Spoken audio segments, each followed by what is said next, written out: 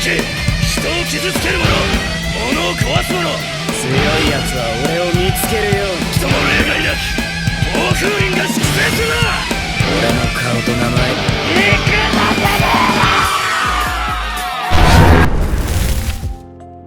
Pada video kali ini, kami pun akan kembali menjelaskan dan juga menceritakan mengenai spoiler atau bocoran cerita terbaru dari manga Boku no Windbreaker chapter yang ke-164-nya.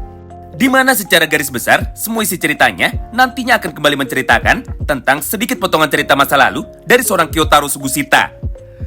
Khususnya mengenai bagaimana proses pertemuan pertama dari Sugushita bersama dengan Umemiya. Ditambah, kita pun juga akan diperlihatkan dengan kemunculan musuh baru lagi, namun dari sudut pandang masa lalu Sugushita.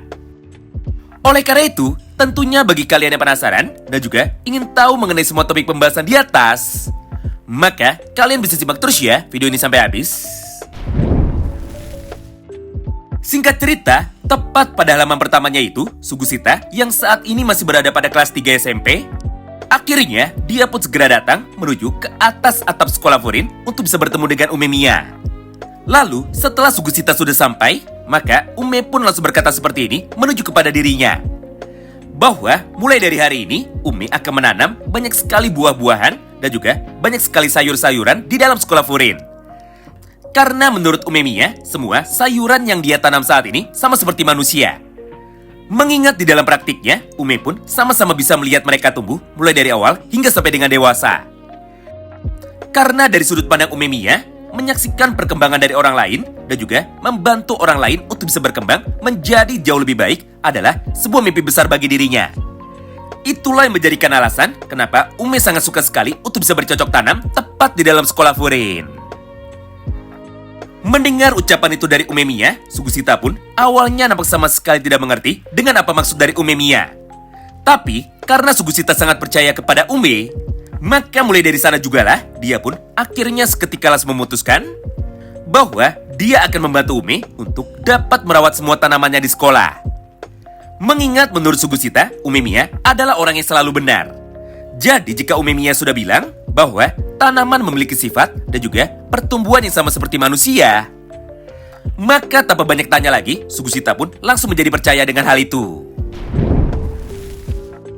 Kemudian, setelah melihat potongan cerita masa lalu dari Sugushita pada kelas 3 SMP, maka pada halamannya berikutnya, Shin pun kini seketika langsung berpindah menuju ke dalam cerita masa lalu yang ada di dalam cerita masa lalu. Atau lebih tepatnya, ketika Sugushita saat ini masih berada pada kelas 6 SD.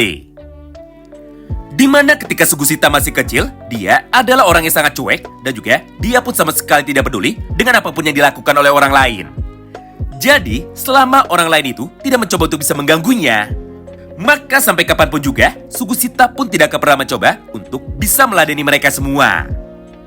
Atau dengan kata lain, Sugushita sangat tidak suka untuk bisa menyampaikan semua perasaannya menuju kepada orang lain. Jadi gara-gara itulah, dia pun lebih memilih untuk dapat diam dan juga untuk bisa menyendiri tanpa memiliki ikatan dengan siapapun. Bahkan di dalam sekolahnya, Sugushita pun lebih banyak menghabiskan waktunya untuk bisa tidur seharian. Baik ketika dirinya sedang belajar ataupun ketika dirinya sedang istirahat.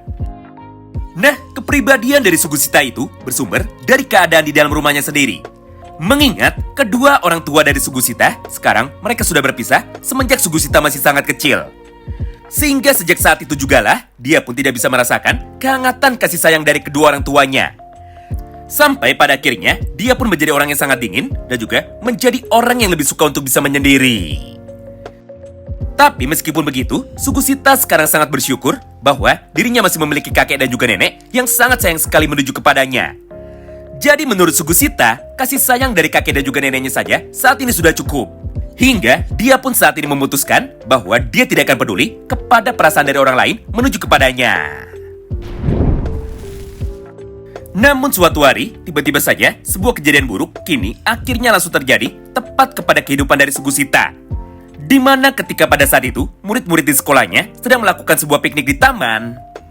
Maka, sekelompok anak-anak nakal yang kebetulan saat itu sedang berkumpul, akhirnya mereka pun langsung mencoba untuk dapat mengganggu kehidupan dari Sugushita. Dengan cara membuang atau menumpahkan sebuah kotak makanan yang berisikan bekal makan siang milik Sugushita. Berdasarkan hal itu, maka Sugusita pun langsung menjadi sangat emosi.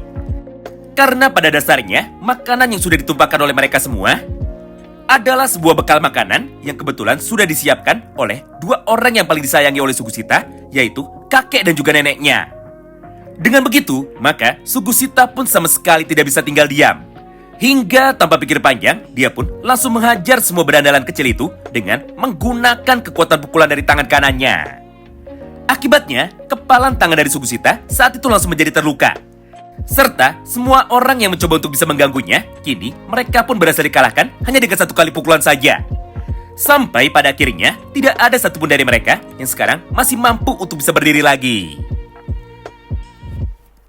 Di momen inilah, untuk pertama kali di dalam hidupnya, Sugusita pun bisa menjadi sadar bahwa meskipun dirinya selama ini sudah menahan semua emosinya itu, namun kenyataannya Sugusita masih memiliki perasaan yang sangat kuat terhadap orang-orang yang dia sayangi. Jadi, ketika ada orang lain yang mencoba untuk bisa menghancurkan benda pemberian dari kakek dan juga neneknya, maka secara otomatis emosi dari Sugusita yang selama ini sudah dia simpan sendirian, akhirnya sekarang justru malah menjadi meledak.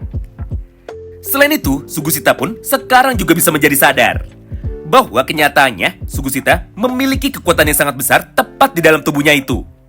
Sehingga dia pun menjadi semakin percaya diri bahwa meskipun dirinya sekarang hanya hidup sendirian, namun dia tidak akan pernah mengalah jika nantinya ada yang mencoba untuk dapat mengganggunya lagi. Nah, mulai dari sanalah kehidupan tenang dari Sugusita akhirnya sekarang langsung menjadi berubah.